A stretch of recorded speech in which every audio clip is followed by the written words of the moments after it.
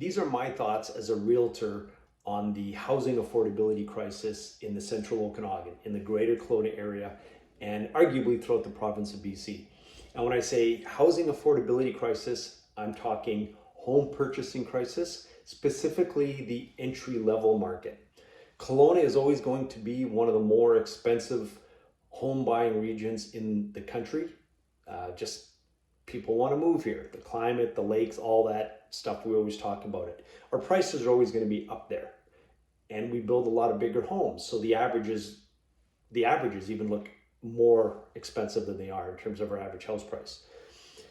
However, in the entry level market, and we know the neighborhoods, we know the type of homes that we're talking about. In the entry level market, that is the critical segment to families that want to live, that want to stay, and want to move to the Okanagan. That segment of homes, like never before, is being purchased by speculators. Not even so much investors, but speculators.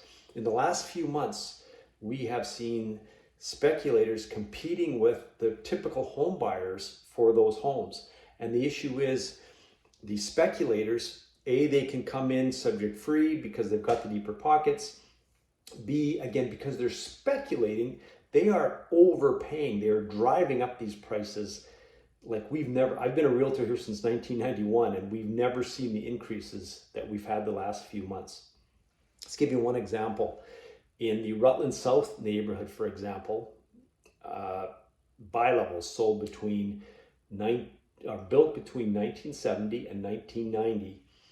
In the first 3 months of 2022 compared to the first 3 months of 2019, our average home price 3 years ago was about $456,000.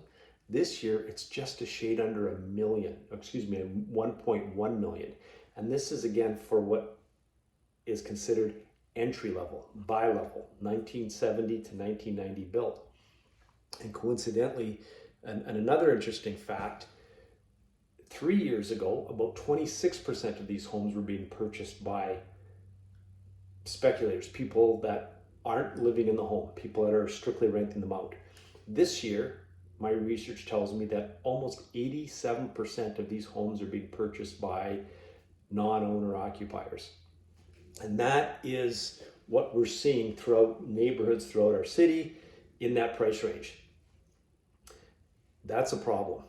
If your typical home buyers, the people that aren't making a ton of money, can't afford to buy homes here, we have a problem.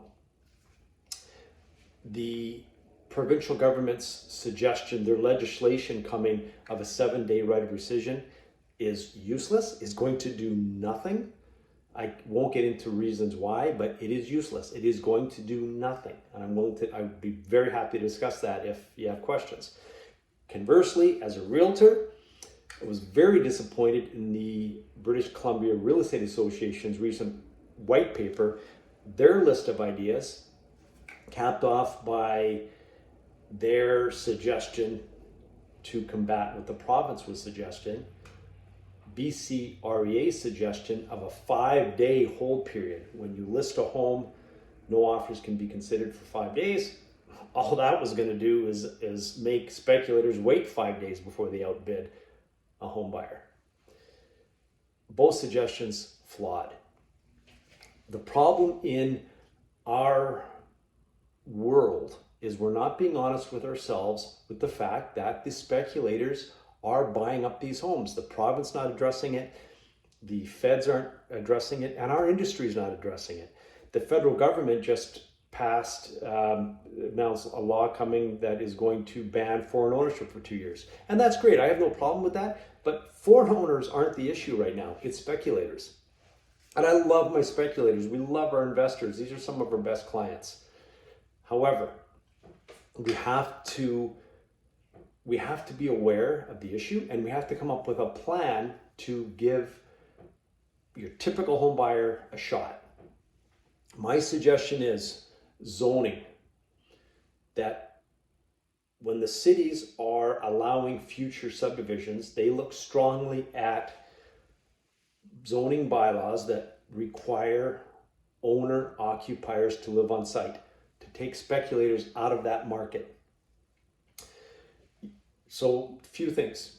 These will probably have to have a strata component, a bare land strata or otherwise, because the municipalities just don't have the manpower to police who's living in the homes. Strata has its pros and cons, but there are times it's absolutely necessary and absolutely a good thing. This is one of them. I've had people counter my suggestion with, well, I would never buy there. It'd be too hard to resell because my audience is limited in terms of who's going to buy that home. That's absolutely true. But that is the whole point of this suggestion. It shrinks the market a little bit. Yes, it's going to be harder to resell, but at least your typical home buyers can afford to buy there.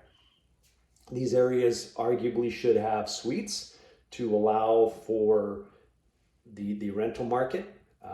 But again, the key thing is the owners must live on site.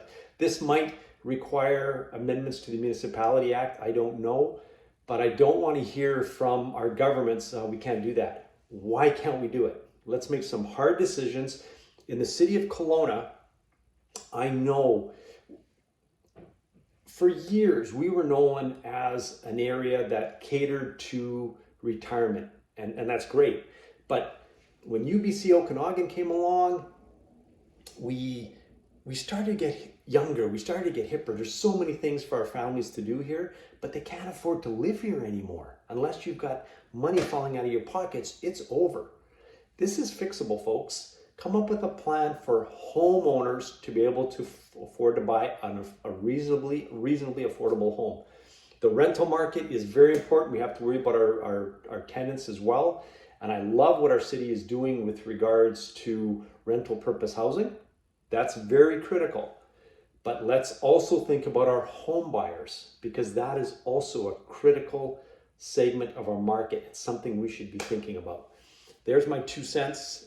Thanks for watching. If you got any questions, I'd love to discuss this, and hoping our city thinks about this and why it could work, not why it can't work.